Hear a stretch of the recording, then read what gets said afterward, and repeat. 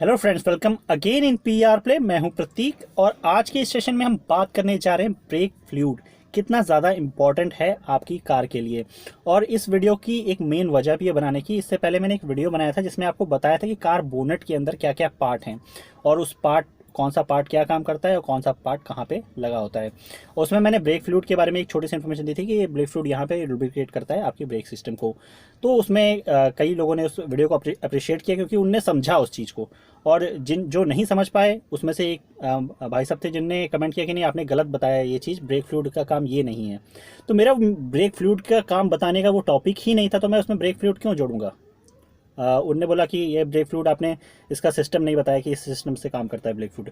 तो मेरा वो टॉपिक ही नहीं था, तो मैं इसलिए नहीं बात की नहीं किया मैंने उसमें। और उसी को फॉलो करते हुए कई लोगों ने उसमें कमेंट भी किया कि बिल्कुल आपने गलत बताया, ये चीज़ ये सही बोल रहे हैं। तो आपको अभी समझ में आ जाएगा कि मैंने उस टॉपिक में ये टॉपिक क्यों नहीं जोड़ा।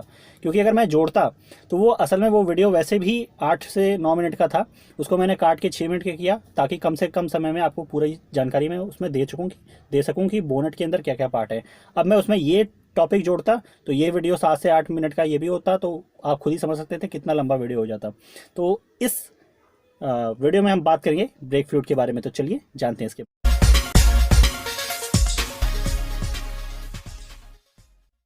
सबसे पहले मैं आपको क्लियर कर देता हूं कि दो तरह के ब्रेकिंग सिस्टम होते हैं कार में। एक तो होता है फ्लोटिंग ब्रेकिंग सिस्टम और एक होता है फिक्स्ड कैलिपर ब्रेकिंग सिस्टम। तो इन दोनों में क्या अंतर है, जैसे कि वो ने कमेंट किया था कि ब्रेक फ्लूइड जो है अंदर जाके और ब्रेक पे प्रेशर डालता है, तो इस तरह से अगर लिया जाए तो उनका जो कमेंट था वो भी गलत था। पर मैं बताऊंगा कि वो गलत नहीं था। जैसे उनने बोला कि मेरा जो इन्फॉर्मेशन है वो गलत है, पर मैं नहीं कहूँगा कि उनका कमेंट गलत था। मैं इस बात को समझता हूँ कि एक कमेंट बॉक्स में पूरी चीज़ समझाना नामुमकिन है, इसलिए वो उनने उस चीज़ को आधा अधूरा बताया है। तो इसके बाद मैं अब इन दोनों के बारे में बात करता हूँ कि इन दोनों में फ़र्क क्या है। पहले हम बात करते हैं फ्लोटिंग ब्रेकिंग सिस्टम के बारे में। फ्लोटिंग ब्रेकिंग सिस्टम में क्या होता है कि कैलिपर मूव करता है और कैलिपर मूव करके ब्रेक पैड पे प्रेशर डालता है। जब ब्रेक पैड पे प्रेशर डालता है तो आपकी कार रुकती है। अब ये आपने समझा फ्लोटिंग ब्रेकिंग सिस्टम के बारे में। दूसरी जगह जहां बात करें फिक्स्ड कैलिपर सिस्टम का, वहां पे क्या होता है, कैलिपर मूव ही नहीं करता है, वो फिक्स्ड रहता है। ठीक है, जैसे आप नाम से भी समझ रहे होंगे।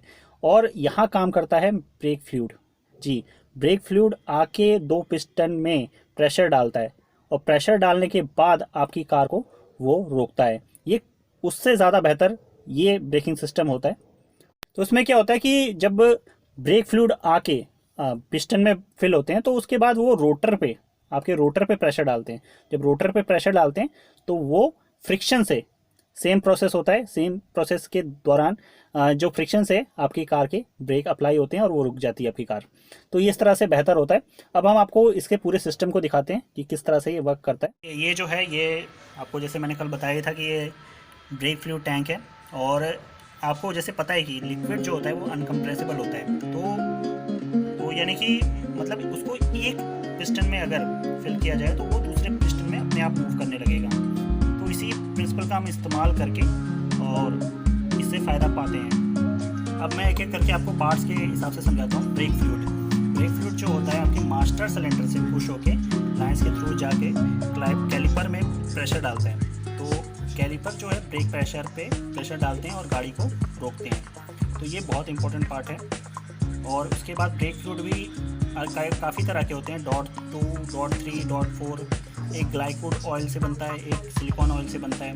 तो ये जो ब्रेक फ्लूइड होता है ये हाइग्रोस्कोपिक होता है। यानी कि हाइग्रोस्कोपिक, जैसे कि वाटर के कांटेक्ट में आएगा या हवा में कांटेक्ट में आएगा तो ये वाटर पेपर में ऑब्जॉर्ब हो जाएगा, तो ये करोड हो सकता है। तो यानी कि ब्रेक फ्लूइड जो होगा वो एयर के कांटेक्ट में आएगा तो वाटर वेपर को ऑब्जर्व कर लेगा, तो इसमें पानी भरने लगता है। तो इस वजह से मेटल्स पे ये बुरा असर डाल सकता है। तो इस वजह से हमें ब्रेक फ्लूइड को है चेंज करना होता है टाइमली।